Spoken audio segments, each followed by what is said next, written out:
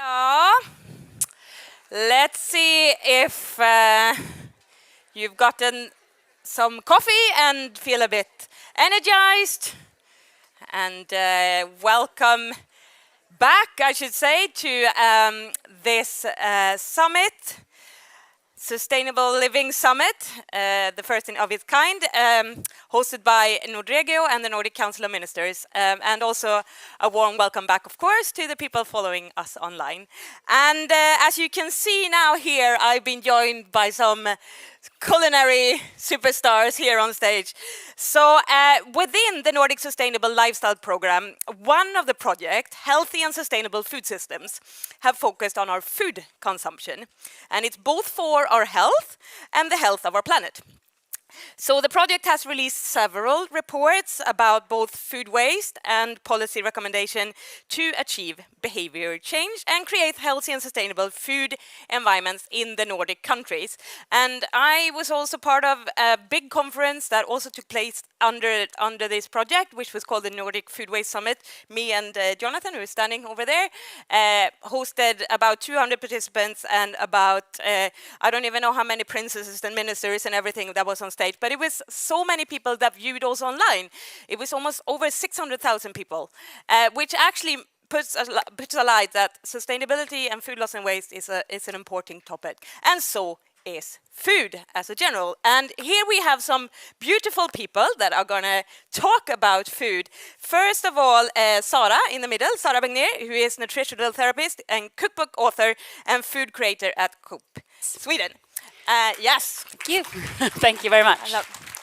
And basically, Sara called me and said, I need two people who are really interested in food and like cooking. And I said, I know two. So I called Sebastian Hjelm, Director of Food Safety from the Finland's Ministry of Agriculture and Forestry. And then the second person I called was Madeleine Linis Mörner, who is the Program Director for Future Food at Axe Foundation. Perfect. I think, Sara, I just need to start with you because obviously you're going to get these beautiful people starting to help you here. Yes. So do you mind just sharing what you will be, well, what we will be cooking? Yeah, yes. What you guys will be cooking, of course, and what, like, obviously you are doing this recipe based on the nutrition guidelines from the Nordic Nutrition Guidelines. So what was your thoughts when you were approached by this query? I think it's a very interesting way to work with this. I have to use these things that I really love. Right now we're in the season for the best season, or at least you think it's the best season because you're in it right now. In Sweden we have 4 different seasons, and every season you long for what's growing right now. So we have the mushrooms, especially these ones that you can find out in the forest right now. And I have beetroots that I boiled yesterday, so you don't have to wait for the boiling process today. And we're going to make some mushroom patties served with beetroots and rockets. And maybe some cabbage, because you love the cabbage. Yes, I do. And you are all going to get this for lunch, not from me, but from the serving in the building. They are good, I tell you, they are very good. I'm not going to be able to share this with all of you, but this is what we're cooking. So it's going to be, and we're going to make a sour cream sauce with it as well, with chives, exactly. Yeah. So I will use your competence in this area, Yes. and you are relieved. Just for today. I actually think that's probably a good idea because you did a little bit of a poor research because I have nothing in common with culinary things. I work with the food system and I'm very passionate about it, but I'm a crap cook. I googled food and you came up. But fortunately I have a cold today. So for food safety reasons and perhaps for culinary other reasons, personal reasons as well. I'm gonna stay a little bit on the side here. We're happy that you're with us anyway. Yes, we're very happy. And Sebastian, you how do you feel there? Do you feel very comfortable with your apron and your beetroots?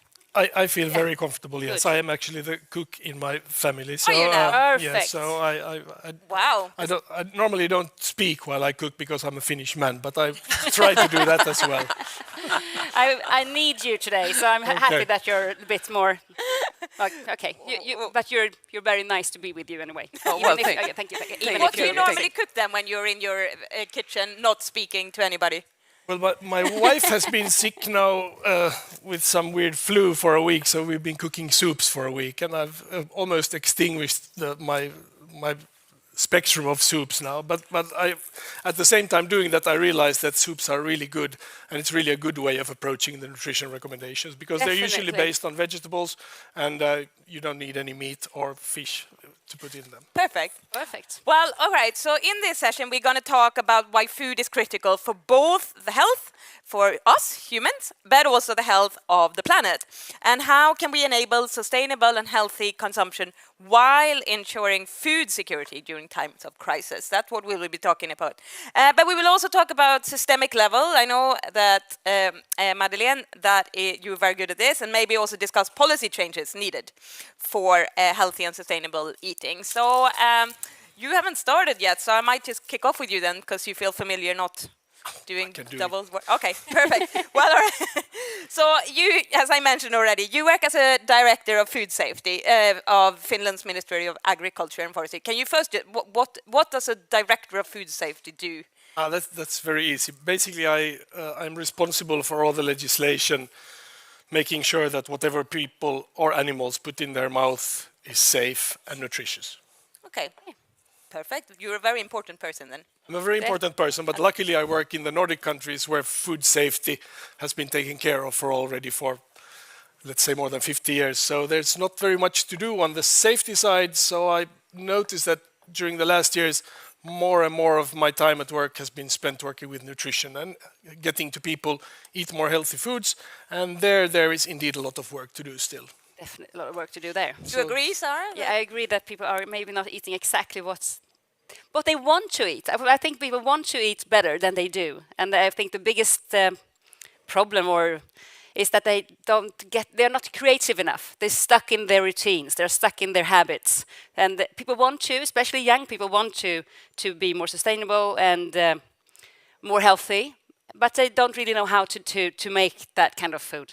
I think they don't have the courage as well. You see it on TikTok, but you don't have the courage to try, I think, many times.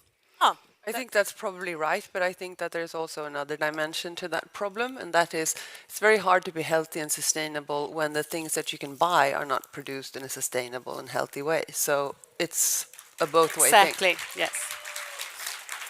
I've encouraged this amazing crowd that if someone starts clapping, we all need to clap. So that's what's going on right now, just so you know.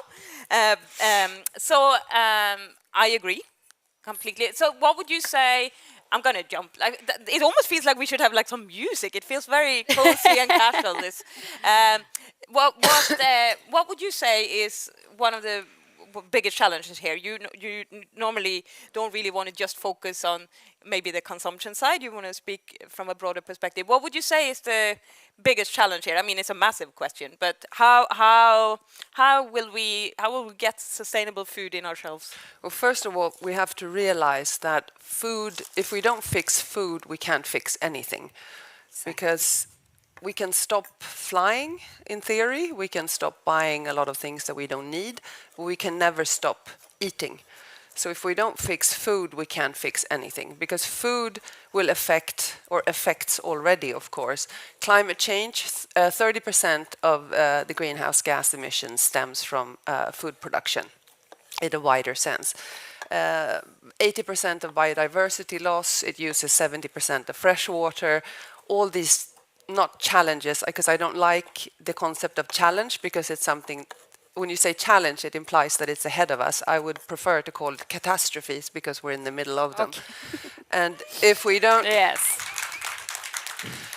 If we don't address that, we have serious problems. So that's like the first thing. But I think one of the problems that we have in our part of the world is that we've been too comfortable and too rich. So we don't use, because everything that you produce in an ecosystem will put stress on that system, no matter how you produce it. Even if you're regenerative and if you're organic or whatever, it puts stress on the system. So the least thing that you could ask for is that when you have put that stress to the system and you have produced something, for Christ's sake, use all of it, which we don't. We kind of waste 30%, and that is not just the consumer, because the focus has been very hard on the consumer creating food waste, but the same problem is throughout the entire value chain, all the way back to the farm. So this is one of the big challenges, I would say. We have to use all the things we produce. Everything we produce, yes. Thank you for that. So, Sebastian, we have to use everything that we produce in Finland. How is this looked upon, and what policies are in place to prevent this from happening? Would you say? Do you know? Like, this is not a prepared question. So, if It's not a prepared question. Yeah. No, I would say that on a whole, we're quite good at using most of the food. We do throw away a lot of food, but I think that there's a mentality in the Nordic countries, maybe in other countries as well. I mean, old people still remember the war, certainly in Finland, and so there is a mentality that, you know, waste not. So I don't think that is, from my perspective, that is not the big problem. From a sustainability side, maybe yes, but we tend to focus on telling people more sort of what foods they should eat, and for that obviously we have the Nordic nutrition recommendations, which were published last year and are now being implemented in all the Nordic countries and the Baltic countries as national dietary guidelines. And we talked earlier about how it's difficult for young people and older people as well to eat healthy and sustainably. And I think the nutrition guidelines actually are they are a goal which says that if you eat like this, this will be healthy and sustainable. And it's very important to realize that in 95%, probably more, of all the cases, when you talk about healthy foods, you're also talking about sustainable foods. They go very much hand in hand. So if you're worried about one thing, you get the bonus of the other one. If you're worried about both things, just follow the guidelines. So I think the guidelines, but people sometimes are afraid about the guidelines. For instance, we say that people should eat less red meat, and people should eat more fruit, and people think that I will never, I can never achieve that, especially middle-aged men like me.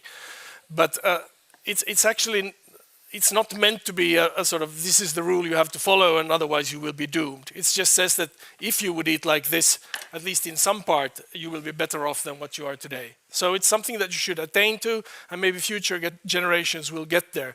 But we don't have to sort of say that you're a bad person if you cannot fulfill all the recommendations. It's just good to have something to work towards, I think.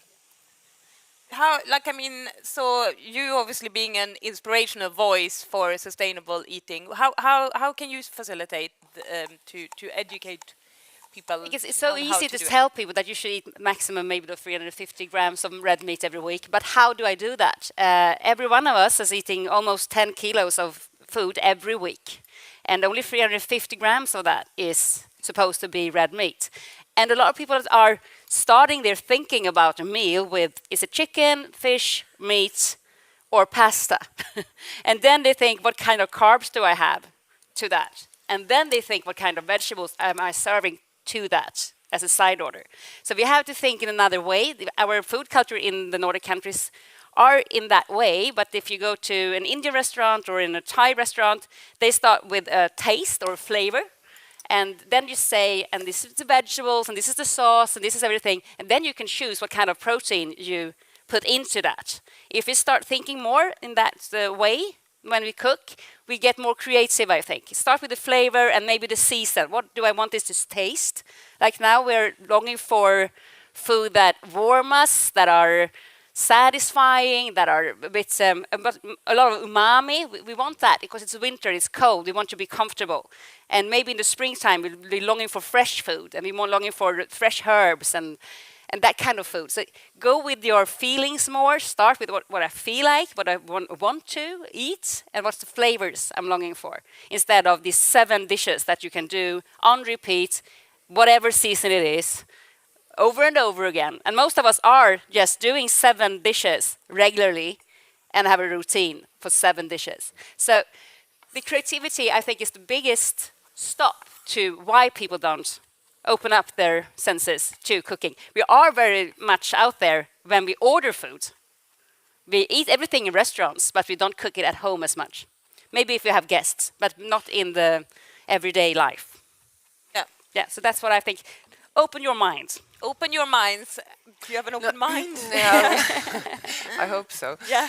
No, but I think that Sarah is absolutely right. This is a key thing that we need to fix. But we also need to always keep in mind that it's a system. Again, the consumer or the artist, as in Sarah's case, is at the end of the line, but we have to make sure that the rest of the line is also in check, because right now you are cracking some eggs, and who ever thought about, so there are 6 million laying hens every year that is being slaughtered in Sweden. They are not consumed here. That's kind of interesting. Yes. It's also interesting to think about, so the chicken had feed, which of course is Sebastian's mission and area. What kind of feed did they get? Did our food eat our food? And if our food eats our food, is that actually the best way to deal with things, when our food could eat things that we don't want to eat or that we cannot eat? So you have to, like grass or like insects or like mycoproteins, or there are several different things. We actually we run a test farm north of Stockholm where we try out different kinds of farming systems in the field, and we do all sorts of experiments, and we also have a beautiful big test kitchen, because when we have produced something in the most sustainable way that researchers say that we can, we also need to translate that into something that Sarah and the rest of us would find appealing, and we do that in our test kitchens. And one of my amazing colleagues, because I don't cook, actually created the most fantastic lunch by following the ingredients on a chicken feed package. Okay. What was it on it? Corn, soy, wheat. Okay, so you had what they were having instead. Yeah, exactly. We had what they were having. Is that the best way for us to use our food? Should our food eat our food? I just think it's... Yeah, it's interesting. Sebastian, do you have anything to comment on this?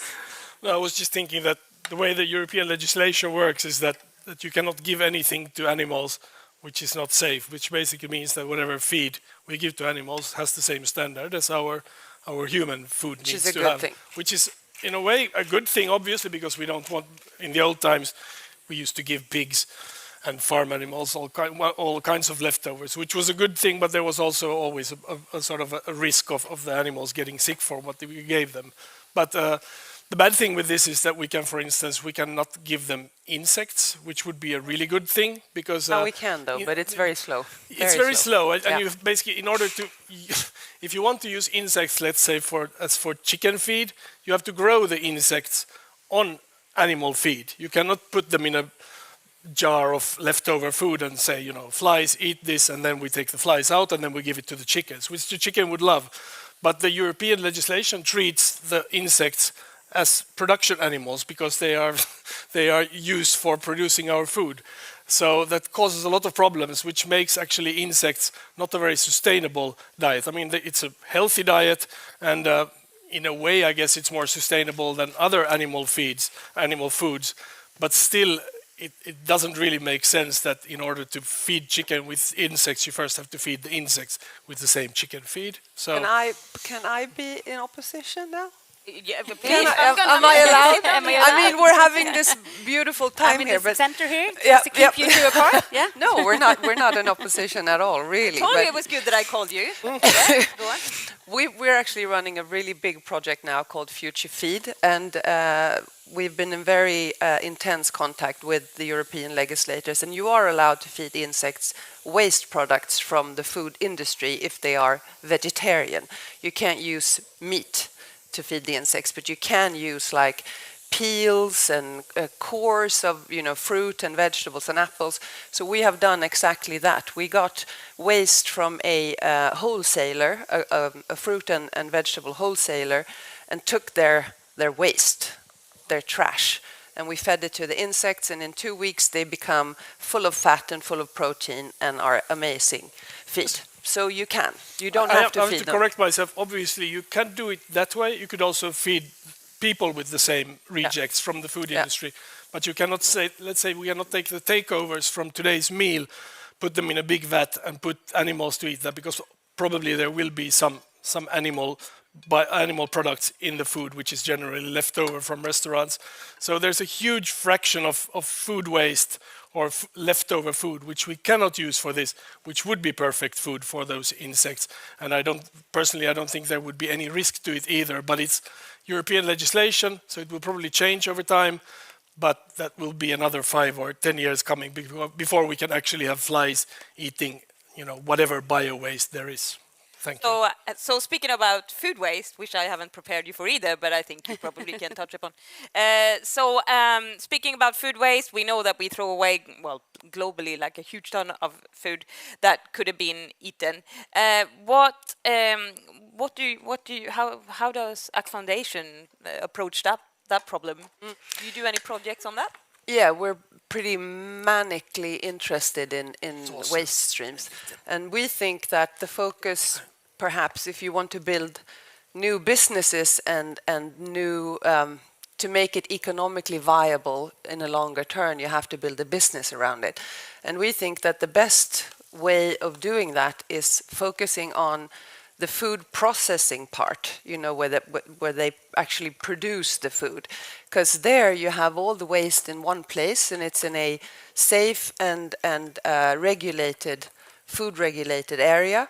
So, and you've already taken your produce from all these different farms and you brought it to this one place. And then when you create, as you know, of course, that vegetarian dairy has grown very much these last couple of years. For example, oat milk and oat yogurt and all these things, which is amazing and really good.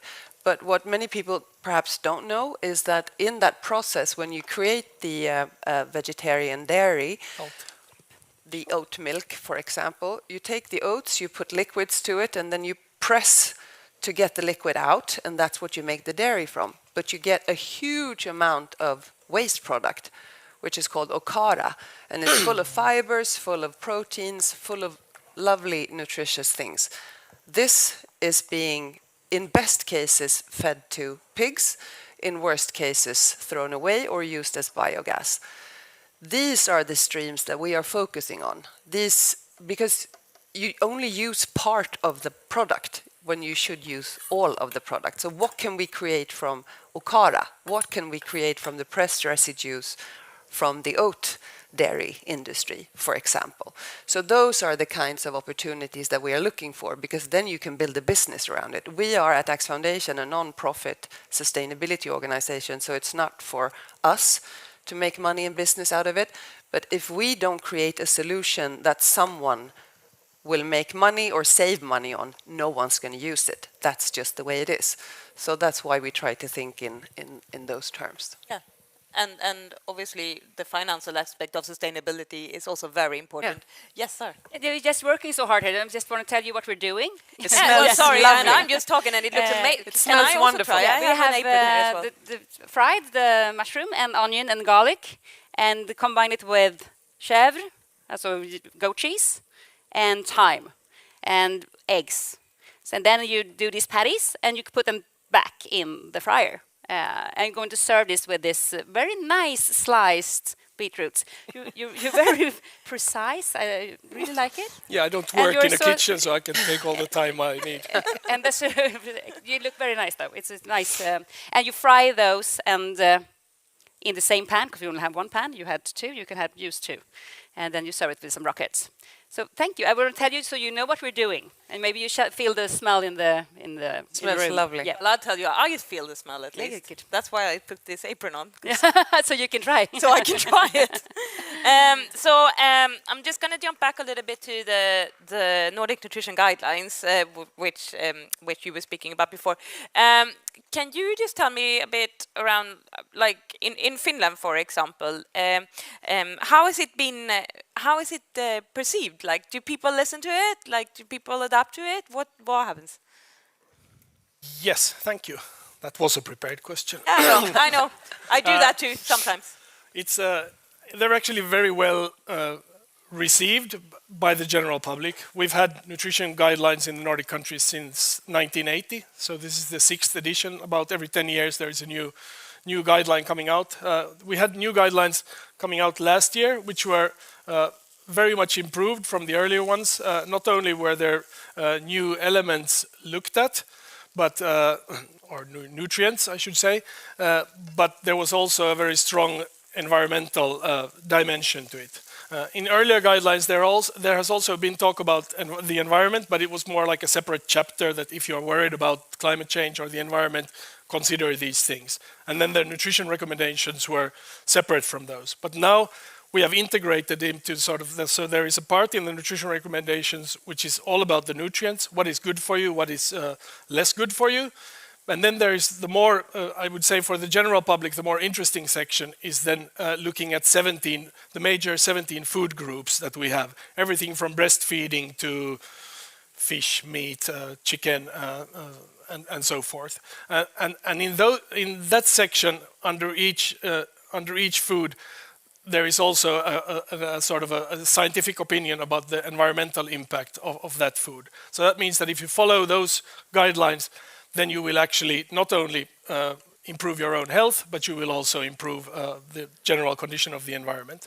So I think generally it's been well received. There has been some political debate in the Nordic countries, not so much in Finland and Denmark, of some strange reason, because Denmark is a big meat producer, but I believe that in Norway and Sweden especially there has been a lot of pushback from the politicians who see especially the recommendations that we should eat less meat as something which is attacking the farmer. And in a way, of course, it is, because what we are saying and what the ultimate goal is that we should eat less meat, which means that we will have less meat producers. But of course, if this happens over a long period of time, then there should be enough time for the farmers to engage in a transition which is just and good for them as well, and maybe they produce something else instead, let's say in 10 years or so. So in that sense, I firmly believe in them, and I think it's really a good thing. And it's not enough just having the recommendations. Obviously, it needs to impact in the way that people actually eat. And what happens in the Nordic countries very much is that we have a lot of publicly served food. We eat a lot of lunches at workplaces, at schools during the day. And at least in Finland, and I would imagine in the other Nordic countries as well, we have rules that in order for the schools to get state subsidies, for other institutions to get state subsidies for the lunches that are served, you need to follow the nutrition recommendations. So in that sense, it's a very strong incentive for schools, for example, and kindergartens to actually serve healthy food. And of course, the most important part of the population to affect is the young people, because if they learn to eat healthy foods as kids, then they will continue doing so as in their old age. It's also good if you can impact old white men, but I would say it's more important if you can change the behavior of the young ones. It's the white man has been on the agenda here for quite. I just have to say that because meat is the big discussion, right? We eat a lot of red meat in the Nordic countries. We eat about white men like me. Not me, but white men in my age eat more than 1 kilo of red meat per week. And that is way more than the 350 grams which we are now recommending, which would also include all the chicken meat you eat. Yeah. So we really need to fix the way we eat. With younger women it looks much better. And I hate to make this sex segregation here, but it's actually true that women eat far more healthier food than white men or men eat, and men tend to eat a lot of processed meat, sausages, things like that, which we know for a fact that are carcinogenous, and you should eat as little as possible of. So I'm going to stop you talking, because otherwise you're not going to chop any. But maybe you're But done. he's done. Oh, you're done. I can talk Okay, you all can day. talk all you want. I feel comfortable here. Okay, no problem. I'm also going to say, do I have 2 members of staff? Because I think we can also invite the audience here to have some questions. Here comes Åsa and runs after a microphone. Yes, let us just get you a microphone, because we have obviously online viewers, so that will not hear you. Sorry? Yeah, that would be very good. If you go down in the middle, and then we'll see if we have someone else here in the meantime. Yes, so we have a question. Mats in the back, do you see there? And if you can say your name and maybe where you're from if you want, and then your question, that would be perfect. Hello, my name is Anya. I live in England actually, but I'm not English. The question is about fermentation as way to avoid food waste, and how is it dealt in Nordic countries? Is anyone sort of, I mean, is it studied in schools? Are there courses? I think it's very important, and fermentation is really a way to go forward. Another question is about ultra-processed foods, and how is it? What's the situation here in Nordic countries, in schools, etc.? Sorry, what was the other one? Fermentation, But the second one. ultra-processed Processed foods. food. Ultra-processed foods, right. Ultra-processed food. Happy to talk about that. Happy to talk about that. Are you happy to talk about it as well, or would you? I'm happier start? to talk about fermentation. Yeah, please go. We divide. On you go. No, I think you're absolutely right. It's a brilliant way of preserving food. We work a lot with fermentation at the farm because what we have is, sauerkraut, and then we have kimchi as the more modern version of it. But we think that we need to sort of like make the 2.0 version of fermentation and put it out there. And we're trying our best, because especially here in this part of the world where we can't get fresh produce for a big part of the year, we need to preserve what we have, and that is an excellent way. But fermentation is also interesting when you look at, we were talking a little bit about mycoproteins and that sort of thing, and fermentation can come into play even there, and I think that could be a game changer, because when you ferment something, you can sort of like create proteins out of carbohydrates, which is really interesting, and there's a lot of techniques around fermentation that can help with that. So definitely more power to fermentation. I'll just do a follow-up question, because you were also mentioning about schools. If it's done, if this is educated in school, does anybody know that? If fermentation, you were on to food I wouldn't waste, think so. It's a ultra-processed very, food. I can see, they don't teach about fermentation in school. The hushållslära, it's a very small subject. In a very, maybe 2 years they have it, and a lot of young people don't know what to do with leftovers. So that I think is a big problem, that they had not been poor enough to be creative enough to use their leftovers yet, because they don't know what to do with it, and they waste more than older people do, because of their frustration. They don't know what to do with it. And in schools there are a lot of food waste, especially if the food isn't appealing to young people. And now they have this new thing I heard on the news today, that they are sorting out, why are you wasting this food? Is it because you don't like it, because you're full, because you are stressed? Why do you throw the food away? And they ask the children. I think that is a way to start. Why are you throwing away the waste? And start realizing that you do, and why you do it in schools. Yeah. Yeah. I'm going to let you comment also on that question, and then we have another question. I would like to comment on the ultra processing, and I know this is not a very popular opinion, but ultra processing is not included in the Nordic nutrition recommendations, because the scientists said that basically there is no science behind ultra processing.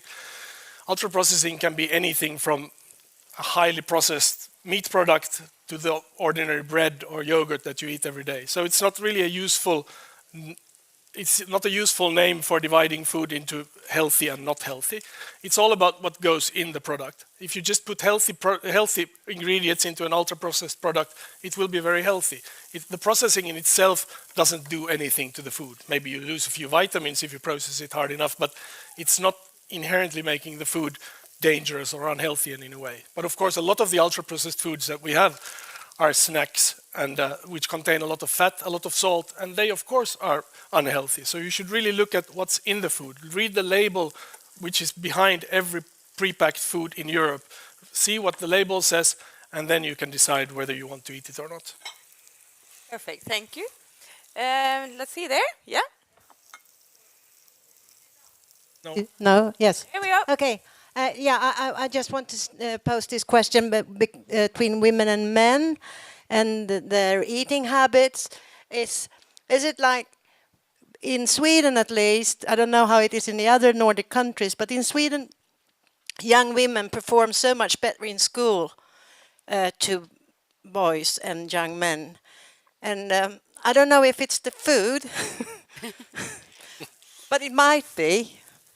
Or it's maybe the way of thinking, that you are open to new things, that makes you more creative and better in. Thank you. Well, yeah. Bastian? I would say it's the other way around. It's actually that the younger women are better in school, so they become educated, and we know that educated people eat much healthier. So the big problem, from public health perspective is that 1/4 of the population who are not educated, who are not eating healthily, they don't move enough, they smoke, they drink too much. So that is the problematic part of the population, which is actually going to cause a lot of cost in the long run, and that is a really difficult population to reach. Nobody should really worry about educated young women or men, because we know that they will eat rather healthily and they will keep themselves fit for a longer time. Sebastian, you in Finland, you actually now I really jump, but I just came to think about when we talk about healthy eating, sugar came to mind, and you now have a tax, right, on candy, or is it Sort also of soda? tax, yeah. Okay, We decided, the government decided that candy should be the highest value-added tax, which in Finland is 25.5%, the same for all goods, but not for foods in general, which is only taxed 14%. The government decided that candies will be a category like tobacco and alcohol, which will be taxed to the full. So in a way, it's a candy tax, but we are happy about it. But obviously, we would have liked to seen more. We would have liked to seen a tax applied to basically any food of lesser nutritional quality. Any food that people don't really need. It's not only candy, it's obviously snacks and biscuits and stuff like that as well. Malin? I think that's a really good initiative, but again, sort of like we always need to look at the system, because what is creating unhealth and costs for society, if you compare sugar to some other things, sugar isn't that big of a threat. Like the lack of fiber is far worse. I mean, we eat so little fiber, and that creates so many health problems that cost a lot of money for our societies. So again, we need to look at the system. Yeah. That's actually true. When we did when the nutrition recommendations were made, they actually modeled different diets and looked at what the health impact for people were. And of all the dietary risks in the Nordic countries and the Baltic countries, sort of not eating enough whole grain food was the biggest risk, actually bigger than eating too much meat or eating processed meat or eating too little vegetables. So for me it was very surprising, because I would have bet my money on meat and processed meat being the ones that actually kill us, but it's the lack of fiber. And that's why it really boggles the mind. The example that I gave before with the okara from the vegetarian dairy industry, you actually throw away the fiber. You know, it's yeah. Yeah, that's So mind-boggling. you're like, what do we need? What do we need? But how and did you use it. the Okara example, for example? How did you come up with that? Were you? I mean, you described to me when we spoke earlier that you really work a lot with collaboration in order to solve problems that are, because obviously problems is all across the value chain when it comes to food. Yeah. So explain a little bit like how that works. Well, in all the projects that we do, and I think as of right now we have 23 or 24 projects running under Future Food at Axe Foundation, and in all the projects we hook up with researchers, with academia, because sustainability is really tricky and food is really tricky, and again, system perspective is paramount. And the best ones to guide you through that trickiness is the scientists. So in every project we have academia with us. But apart from them, we also make sure, because they are the great thinkers, but they are perhaps not the great doers. And we want to make sure that we translate their knowledge into something practical that actually changes something. Because theoretical change, we don't have time for theoretical change. We have to have practical, actual change. So we have the scientists, and then we identify stakeholders or representatives throughout the whole value chain in that particular project. So if it's a project about seafood, you have the fishermen, and you have the processing part. You know, when they take up the fish, what do they do with the fish? Where does it go? So you have the primary producer, the fisherman or the farmer. You have the processing part that takes care of the produce and does something with it. You also have the market. Always have the market with you, because you want them to, at the end of the project, they have been working through all the hoops and hurdles, and at the end of the project say, yeah, sure, we want to use it. So always bring the market, because you also need to be able to, if they are to accept something, it has to come in like maybe what kind of sizes on the packaging, or how big or how small, you know, you have to be practical about it. So we gather all the stakeholders. The only stakeholder I'm still missing that I would really very much like to see in this like circle in our work model is the governments or I thought different you were going there. regulatory bodies. Yeah, that would be good, because I think there's a change now, but before I think the governments were more like rule watchers. And they need to start thinking to be part of solving the problem. You know, if we are here and we want to get there, what do we need to do to be able to make that transition? And many times rules and regulations can stand in the way. But of course they can be interpreted and they can be not twisted. I wouldn't want to say that. Don't twist the rules, but you can kind of work around them if you have twist the a rules common. every day. Okay, perfect. Perfect. So no, but that would be very helpful if these bodies saw themselves more as problem solvers than as regulation watchers, I think. But there is, at least in Sweden, I don't know about the other Nordic countries, but there is a movement in that direction, which is very, very positive. I'm moving closer to the table now because it looks like you're like having some yes, it's down here, beautiful yes. plates coming on here. Sarah, what would you say? Like, you obviously work and handle food every day, and you've been inspiring, like, I don't even know how many 100,000 people. Like, what would you say? Now we are coming into autumn. If you would share some inspiration, how should someone eat then, if they want to transition into like a little bit of a more healthy or sustainable lifestyle? What's your biggest? I think you tips? should eat in season, and all these beetroots and the cabbage and carrots. Use what you have around you, and all the farmers in Sweden to support them, or in the Nordic countries. And it's nice for your senses as well to be in the season, and it makes your life more worthy, I think. Food is the culture of our country, and I think it's so important to make the meal important. To eat together, to eat with your neighbors, to eat with your children, to eat together is the biggest way of eating healthy, I think. It's when you eat alone that you do very bad choices. You eat in the car, or you eat in front of the television, or you eat in front of your computer. And if you eat together, you eat better. So start eating together and start cooking. Cooking is a way to relieve stress. It's a way to be with the people you love. Include people in the cooking. Don't be on your own. Even if you don't cook, you can be on my side. Oh, but I do cook. I just don't cook very well. I think it's the way of looking at food we have the problem with. We don't love it. We eat to live instead of eating for a living, or whatever. The Italian people are more romantic about food. We should see this opportunity every day to eat with people you love. It doesn't matter if it's family or friends or whatever. And you should cook together, because then health is coming, I think, especially with young people and teenagers and children.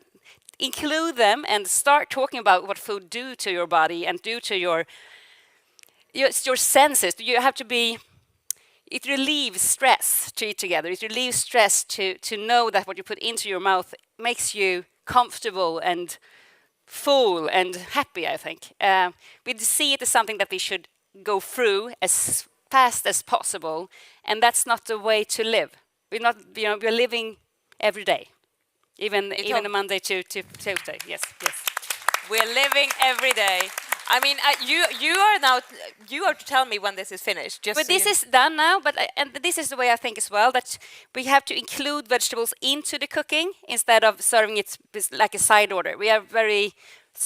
First we start cooking, and then we take a side order. Yes, we need to have a salad to this, especially when you're talking about fibers. Even if you have the fibers in bread and that kind of fiber, we also have a lot of fibers in this cabbage, in this beetroots, and these more heavy vegetables. And we need to get those into our meals in a more obvious way. So instead of having pasta or rice to this dinner, you have beetroots, and you have to eat a lot more vegetables. And to be able to do that, you have to include them into the meals, I think, because it's hard to eat 500 to 800 grams a day if you don't include them in the cooking.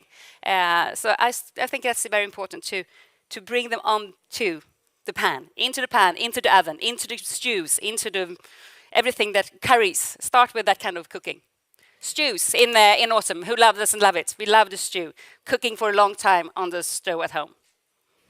I just wanted to add that you mentioned earlier the Thai and the Asian, the Indian cooking, and I think that's a really good example of sort of how you really, basically you start with the vegetables, and then it's okay to put a little bit of chicken meat and a little bit, or a little bit of red meat or pork meat in it, because nobody's saying that you cannot eat meat. We're just saying that you should try to consume less meat than what you are eating today. But nobody is saying that stop eating meat. And I think that's really important then to try these other cuisines, like Asian cuisines, which normally has as their base a really big vegetable base, maybe some noodles as well, but very little meat. But still they're very good. So experimenting with those, you actually learn how you can make food really tasty without having meat or not much meat.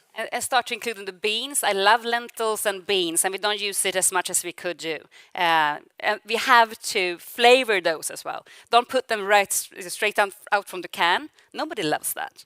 You have to cook them and season them and love them. If you just take them out of the can, like in a lunch restaurant, it's not tasty. You have to cook even the vegetables and the vegetarian food with more passion. Sarah, Yes. you yes. I see that tagline. You have to love your beans on your You have to love your profile. beans. Yes.